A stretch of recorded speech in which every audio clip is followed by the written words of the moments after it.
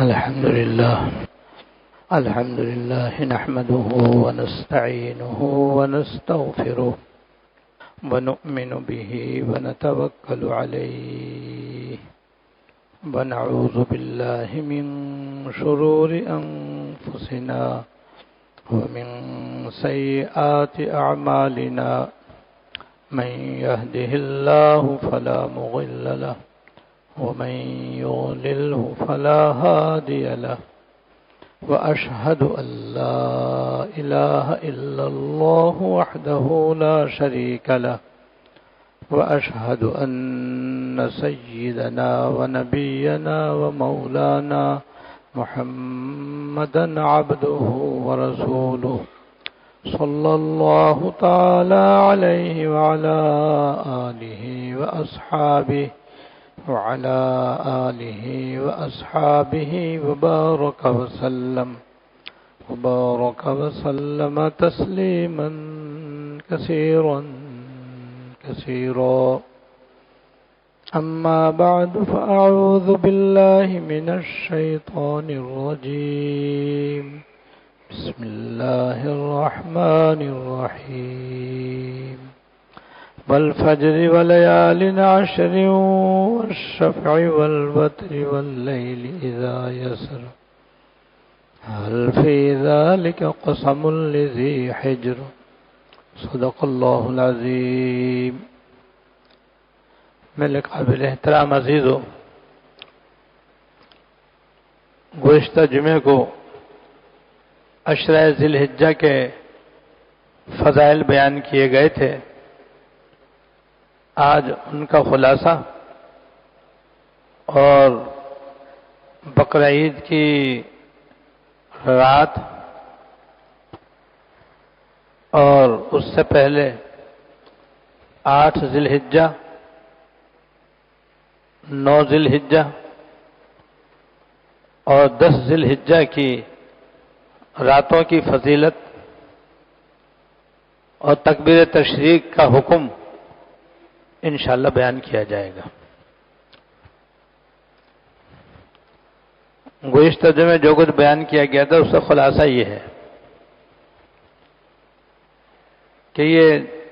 ذی الحجہ کے شروع کے 10 دن بڑے عظمت والے دن ہیں، بہت عظیم الشان دن رات ہیں، اور ان دنوں میں جو بھی نیک عمل کیا جائے وہ اللہ تعالیٰ کے ہاں اتنا محبوب ہے کہ سال کے باقی مہینوں اور دنوں اور راتوں میں کیا ہوا کوئی نیک عمل بھی ان دنوں میں کیے ہوئے عمل کے برابر نہیں ہے،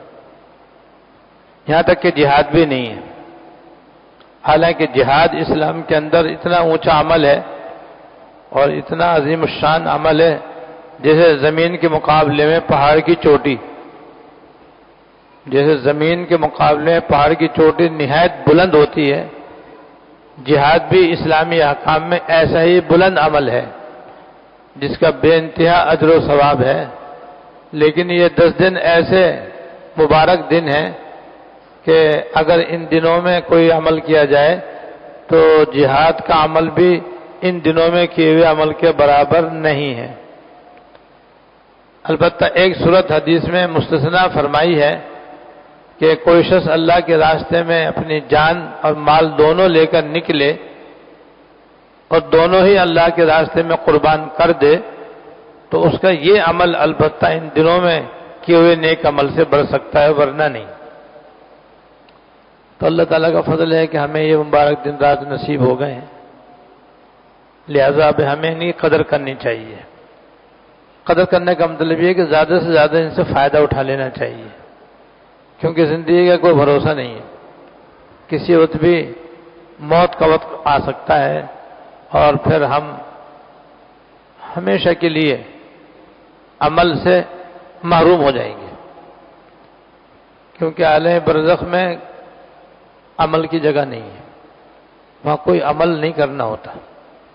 وہاں تو جو کچھ یہاں عمل کیا ہے اچھا یا برا اس کا انجام سامنے آتا ہے. اور قدر یہ ہے کہ جو بھی نیک عمل ہم کر سکتے ہوں ان دنوں میں خاص طور سے کریں، اور ان دنوں میں کوئی خاص عمل کسی خاص طریقے سے ثابت نہیں ہے۔ بس جو عمل رمضان سے میں کرتے تھے، رمضان کے بعد کرتے تھے، عام دنوں میں کرتے ہیں، وہی نیک عمل ان دنوں میں بھی کریں،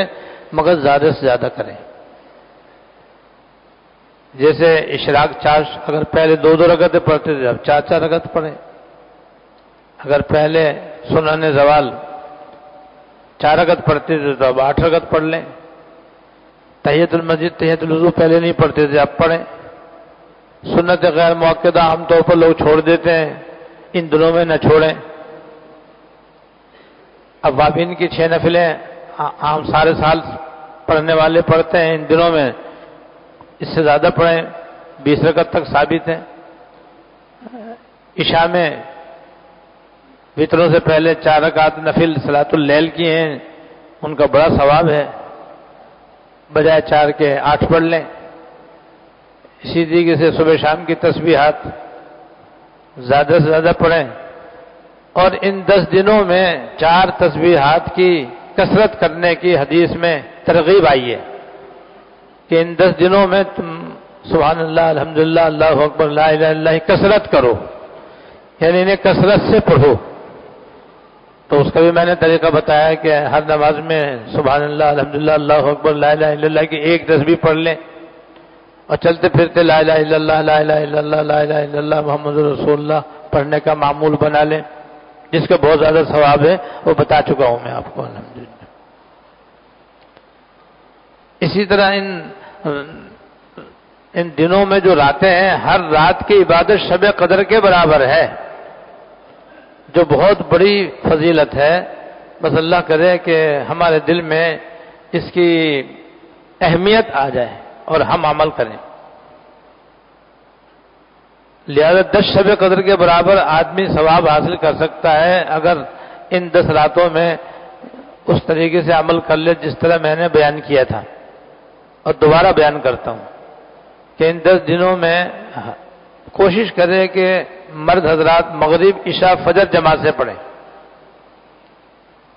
مغرب بھی اور فجر بھی اور عشاء کی نماز بھی جماعت سے پڑھیں،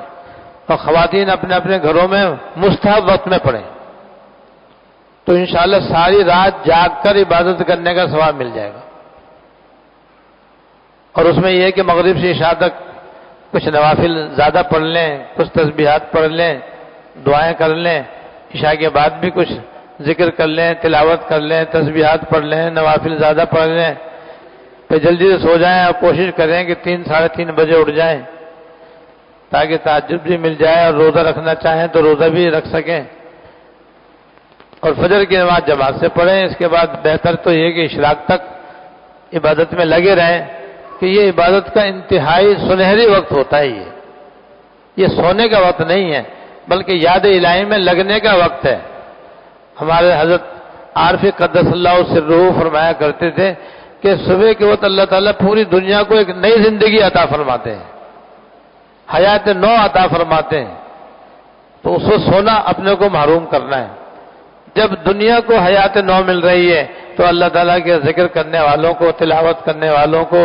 اور دعائیں کرنے والوں کو، نوافل پڑھنے والوں کو باطن کی حیات نو عطا فرمائیں گے۔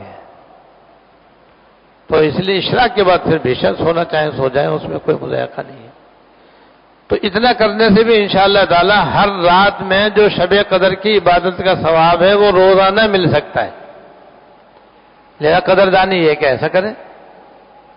اور دنوں کی فضیلت یہ میں نے عرض کی تھی کہ ہر دن کا روزہ 1 سال کے روزوں کے برابر ثواب رکھتا ہے، یعنی کوئی آدمی 1 سال تک روزہ رکھے اس کو جتنا ثواب ملے گا ان دنوں میں 1 روزے کا وہی ثواب ملے گا، اتنی بڑی فضیلت۔ اور رکھنے والے ماشاءاللہ رکھتے ہیں، الحمدللہ رکھنا چاہیے۔ لہذا دنوں میں روزہ رکھیں، البتہ جن مردوں اور خواتین پر روزے قضا ہوں، جیسے عورتوں کے عذر کی بنا پر روزے قضا ہو جاتے ہیں اور انہوں نے اب تک نہیں رکھے ہیں تو وہ ان دنوں میں روزے قضا رکھیں۔ قضا مقدم ہے نفل پر، لہذا نفل روزہ تو وہ رکھے جس کے ذمہ روزے قضا نہ ہو، اور جس کے ذمہ روزے قضا ہوں وہ قضا روزے رکھے، اور قضا روزوں کے ساتھ ساتھ ان دنوں کے نفل روزوں کی ضمناً نیت کر لے، تو انشاءاللہ نیت کرنے کا بھی ثواب مل جائے گا۔ کیا ہمارے دین کے اندر سہولت ہے اور آسانی ہے کہ واجب بھی ادا ہو رہا ہے، نفل کا ثواب بھی نیت سے مل رہا ہے۔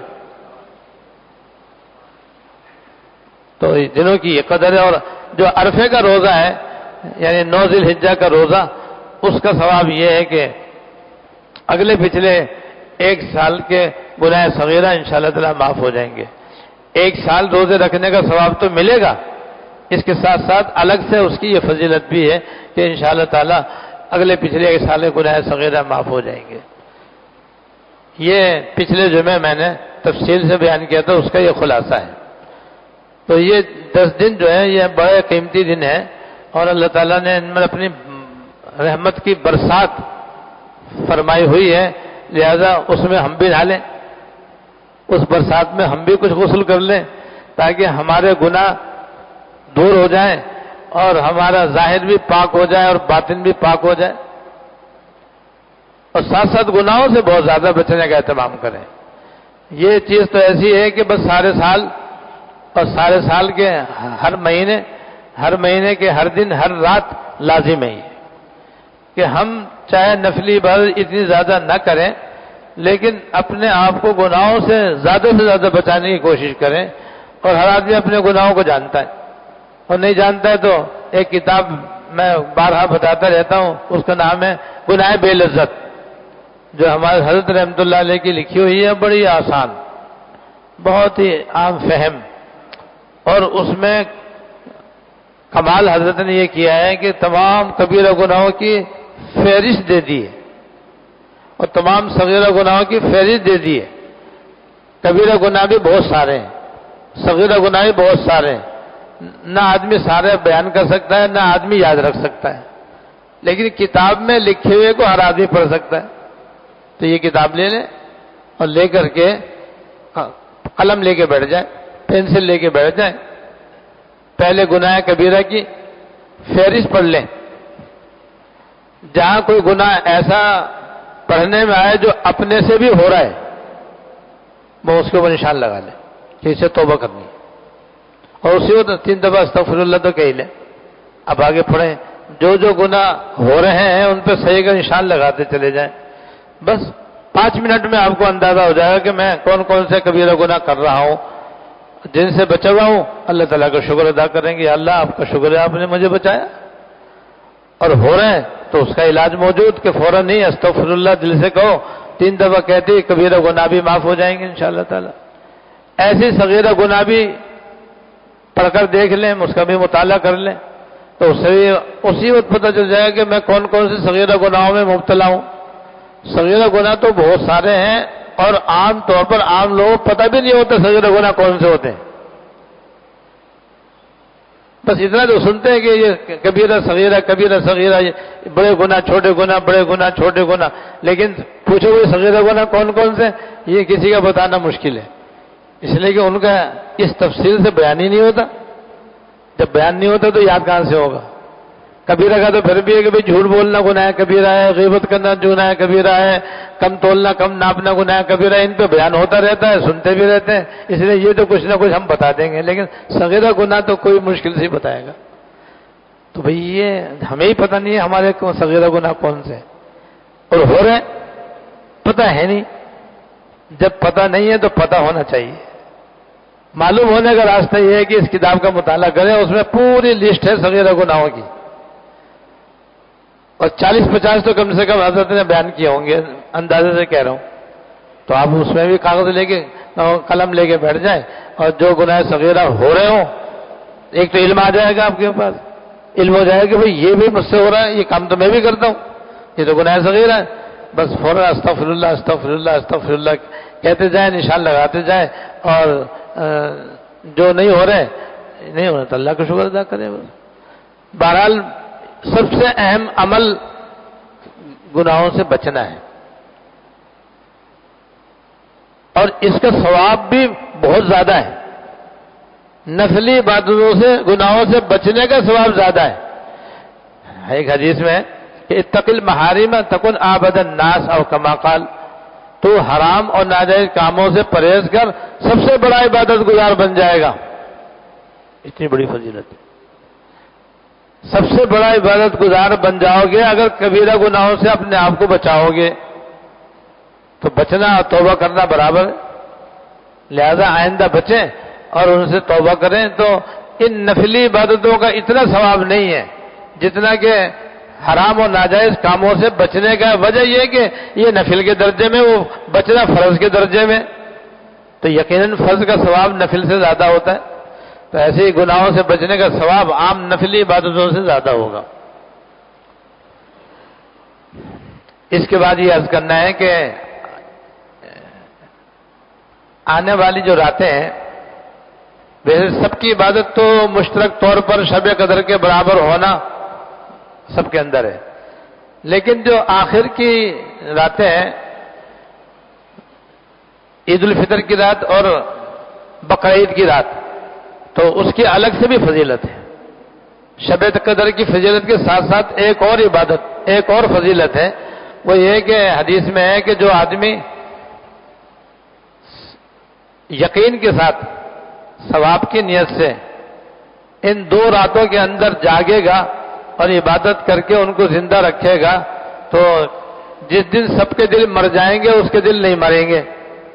جس دن سب کے دل مردہ ہو جائیں گے اس کے دل مردہ نہیں ہوں گے. ایک عید الفطر کی رات، دوسرے بقرعید کی رات. عید الفطر کی رات اور بقرعید کی رات 2 راتیں ایسی ہیں کہ جو آدمی یقین کے ساتھ ثواب کی نیت سے ان راتوں میں جاگے اور عبادت کرے، تو جس دن سب کے دل مردہ ہو جائیں گے اس کے دل مردہ نہیں ہوں گے، اس کا دل مردہ نہیں ہوگا. مردہ ہونے کا مطلب یہ ہے کہ قیامت کے دن، چونکہ قیامت تو قیامت ہی ہے، اس سے بڑا تو حادثہ ہو ہی نہیں سکتا کہ 7 آسمان پھٹ جائیں گے، 7 زمینیں ٹوٹ جائیں گی، پہاڑ بادلوں کی طرح ادھر سے ادھر اڑتے ہوئے جائیں گے. کیا صورت حال ہوگی. یہ اللہ تعالیٰ کی خاص رحمت میں عرض کر دوں، یہ اللہ تعالیٰ کی خاص رحمت ہے کہ قیامت سے پہلے اللہ تعالیٰ تمام اہل ایمان کو دنیا سے اٹھا لیں گے. حدیث میں آتا ہے کہ ایک ٹھنڈی ٹھنڈی خوشبودار ہوا چلے گی اور وہ جہاں کہیں بھی مسلمان ہوگا اور صاحب ایمان ہوگا، چاہے غار میں چھپا ہوا ہو اور چاہے تہخانے میں چھپا ہوا ہو، وہاں وہ ضرور جائے گی اور اس کے بغل سے نکلے گی اور اس کی روح پرواز ہو جائے گی. اس کے بعد صرف دنیا میں کافر ہی کافر رہیں گے اور پھر قیامت ان پہ برپا ہوگی. کتنی بڑی اللہ تعالیٰ کی رحمت ہے. لیکن اللہ تعالیٰ قیامت کے دن ان 2 راتوں کی جاگنے کی فضیلت یہ ہے کہ جس دن سب کے دل مردہ ہو جائیں گے اللہ تعالیٰ ان کے دل مردہ نہیں فرمائیں گے، زندہ رہیں گے. اس کا مطلب یہ ہے کہ وہ ہر قسم کی گھبراہٹ سے، ہر قسم کی پریشانی سے، ہر طرح کی تکلیف سے محفوظ رہیں گے. جو لوگ اس رات میں یہ عبادت نہیں کریں گے وہ اس سے 2-4 ہو سکتے ہیں. یہ بہت بڑی فضیلت ہے. اب یہ راتیں آنے والی ہیں بھائی. اور ایک حدیث میں ہے کہ سال میں 5 راتیں ایسی ہیں، سال میں 5 راتیں ایسی ہیں کہ جو ان راتوں کے اندر جب جاگ کر عبادت کرے گا تو اللہ تعالیٰ اس کے لیے جنت واجب فرما دیں گے، اس کے لیے جنت واجب ہو جائے گی. ان میں سے ایک عید الفطر کی رات، دوسرے 8 ذی الحجہ کی رات، تیسرے 9 ذی الحجہ کی رات، چوتھے 10 ذی الحجہ کی رات، 5ویں شب برات. 5 راتیں ہو گئی بھائی. عید الفطر کی رات،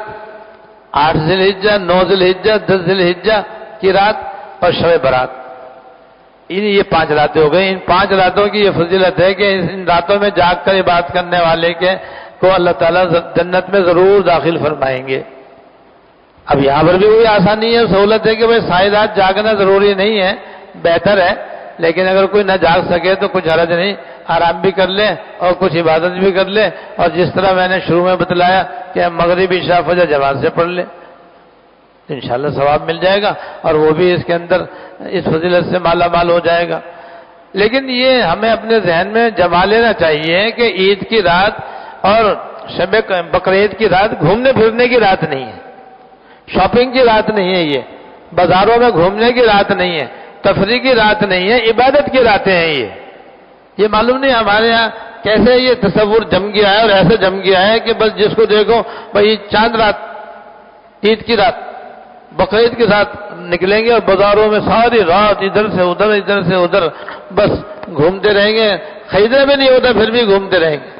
اس طرح سے اس قیمتی راتوں کو بازاروں کے اندر ضائع کرنے کا رواج ہو گیا ہے،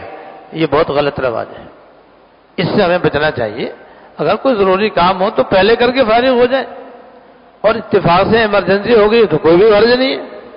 لیکن یہ نہیں کہ یہ عبادت کی طرف تو کوئی رجحان ہی نہیں ہے، کوئی دھیان ہی نہیں ہے، کوئی توجہ ہی نہیں ہے، اور بس اس رات کو جناب بس وہ عید کی رات ہونے کی بنا پر آپ گھوم رہے ہیں، پھر رہے ہیں، کھیل رہے ہیں، کود رہے ہیں، کھا رہے ہیں، پی رہے ہیں۔ اس کے اندر اس قیمتی راتوں کو ضائع کرنا یہ کسی طرح بھی عقل مندی نہیں ہے، بیوقوفی ہے، یہ نہ سمجھیے۔ تو یہ دونوں راتیں جو ہیں اتنی زبردست راتیں ہیں، اور وہ 3 راتیں تو یہیں آ رہی ہیں، 8، 9، 10، 3 راتیں یہاں پر ہیں، پھر ایک عید الفطر کی رات ہے اور ایک شب برات ہے۔ لہذا ایک تو یہ فضیلت خاص ہے جو ان 3 راتوں کی آنے والی ہے، اور ایک یہ کہ 9 ذی الحجہ کی فجر سے لے کر کے 9 ذی الحجہ کی نماز فجر سے لے کر کے 13 ذی الحجہ کی نماز عصر تک کل 23 نمازیں بنتی ہیں۔ ان میں سے ہر فرض نماز کے بعد ہر مسلمان عاقل بالغ مرد عورت کے اوپر 1 مرتبہ تکبیر تشریق کہنا واجب ہے، 1 مرتبہ تکبیر تشریق کہنا واجب ہے۔ اب مرد حضرات تو عام طور پر کہہ لیتے ہیں اس لیے کہ وہ جماعت سے نماز پڑھتے ہیں تو مسجد میں تو اس کا الحمدللہ اہتمام ہوتا ہے، لیکن اکثر و بیشتر عورتوں کا یہ واجب رہ جاتا ہے، اور وہ بیچاری بھول کی وجہ سے گنہگار ہوتی ہیں، کیونکہ بھولنے کا اعتبار نہیں ہے۔ جیسے وطر کوئی بھول کر چھوڑ دے تو وطر ذمے سے ساقط تو نہیں ہوں گے نا، پڑھنے ہی پڑیں گے اس کو۔ قربانی کرنا کوئی بھول جائے تو قربانی تو کرنی پڑے گی۔ اب قربانی کے دنوں میں تو قربانی کرنی ہوگی، قربانی کے دن گزرے گے تو پیسے خیرات کرنے پڑیں گے درمیانے درجے کے بکرے کے، لیکن واجب بھولنے سے معاف نہیں ہوتا ہے۔ ایسے یہ تکبیر تشریق جو ہے واجب ہے، جب واجب ہے تو عورتوں پر بھی واجب ہے، مردوں پر بھی واجب ہے۔ جیسے قربانی مردوں پر بھی واجب ہے، عورتوں پر بھی واجب ہے، تو عورتیں بھول جاتی ہیں، تو ان کے یاد رکھنے کا آسان طریقہ یہ ہے کہ کمپیوٹر سے آپ موٹا موٹا تکبیر تشریق کا لفظ نکلوا لیں، بڑے A4 کے کاغذ کے اوپر موٹا موٹا تکبیر تشریق کا خالی لفظ لکھ لیں، اور خواتین جہاں نماز پڑھتی ہیں وہاں دیوار پہ لگا دیں۔ اب سلام پھیریں گے تو وہ موٹا موٹا تکبیر تشریق لکھا ہوا نظر آئے گا تو یاد آ جائے گا ان کو۔ اور تکبیر تشریق اس کا نام ہے اللہ اکبر لا الہ الا اللہ اللہ اکبر وللہ الحمد، اور یہ 1 مرتبہ کہنا واجب ہے۔ اچھا اگر کوئی بھول جائے تو اس کی قضا نہیں ہے، اس کی قضا توبہ ہے بس۔ قربانی کا تو قضا ہے، وطروں کی بھی قضا ہے، لیکن یہ ایسا واجب ہے کہ اسی وقت پڑھو تو آدھا، قضا نہیں ہے اس کی۔ یعنی اگر کسی نے بھول کر چھوڑ دی، چاہے مرد ہو یا عورت، بعد میں اس کو یاد ہے ارے فجر میں تو میں نے تکبیر تشریق پڑھی ہی نہیں، یا عشاء کی تو میری تکبیر تشریق رہ گئی، تو اب نہیں پڑھ سکتا وہ، بس اب تو استغفر اللہ 3 دفعہ کہے اور آئندہ اس واجب ادا کرنے کا اہتمام کرے۔ لہذا یہ تکبیر تشریق بھائی بہت اہتمام سے کہا، اس لیے بھی کہہ رہا ہوں کہ بعض مرد حضرات بھی عذر کی بنا پر نماز گھر میں پڑھتے ہیں، تو انہیں گھر میں اس کا اہتمام کرنا چاہیے، اور ہم سب حضرات اپنے اپنے خواتین کو جا کر کے مسئلہ بتائیں، سمجھائیں، اور یہ تدبیر جو میں نے بتائی ہے تکبیر تشریق موٹا کر کے لکھ دیں، تو موٹا کر کے لکھ دیں تاکہ ان کا واجب ادا ہوتا رہے، وہ بھی گنہگار نہ ہو اور ہم بھی گنہگار نہ ہو۔ بس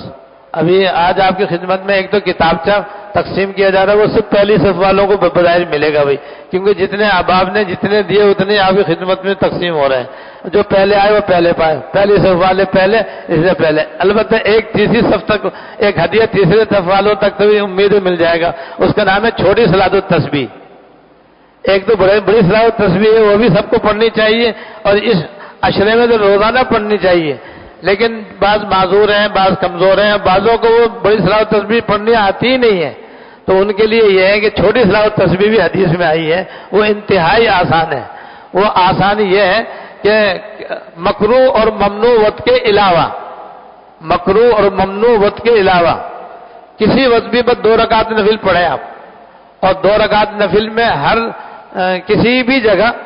پہلی رکعت میں، دوسری رکعت میں، قیام میں یا رکوع میں یا قومے میں یا قاعدے میں یا جلسے میں یا سجدے میں 10 دفعہ سبحان اللہ، 10 دفعہ اللہ اکبر اور 10 دفعہ لا الہ نہیں 10 دفعہ سبحان اللہ، 10 دفعہ الحمدللہ، 10 دفعہ اللہ اکبر پڑھیں۔ اس کی فضیلت یہ ہے کہ سلام پھیرنے کے بعد جو دعا مانگے قبول ہو جائے گی، جو دعا مانگے قبول ہو جائے گی۔ تو یہ ہدیہ جو ہے وہ 3 صفوں تک انشاءاللہ پہنچ جائے گا، اور باقی پہلی صف والوں کو کتاب بھی انشاءاللہ تعالی مل رہی ہے۔ یہ کتاب جو ہے بڑی قیمتی ہے، اس کے اندر وہ فضائل بھی ہیں جو میں نے اب تک آپ کے سامنے بیان کیے ہیں، اور آج جو کچھ بیان کیا وہ بھی اس میں موجود ہے، اور اگلے جمعے انشاءاللہ قربانی کے متعلق بیان کیا جائے گا، وہ بھی اس میں ضروری مسائل بھی ہیں۔ اور یہ یاد رکھیں کہ جن پہ قربانی واجب ہے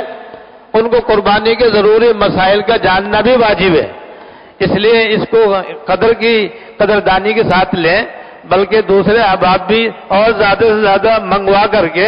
دوسرے مسلمان خواتین و حضرات تک پہنچائیں، تاکہ سب مسلمان ان مسائل سے آگاہ ہوں اور آگاہ ہو کر کے اپنی اپنی واجب قربانی کا اہتمام کریں۔ اللہ تعالیٰ توفیق عطا فرمائے۔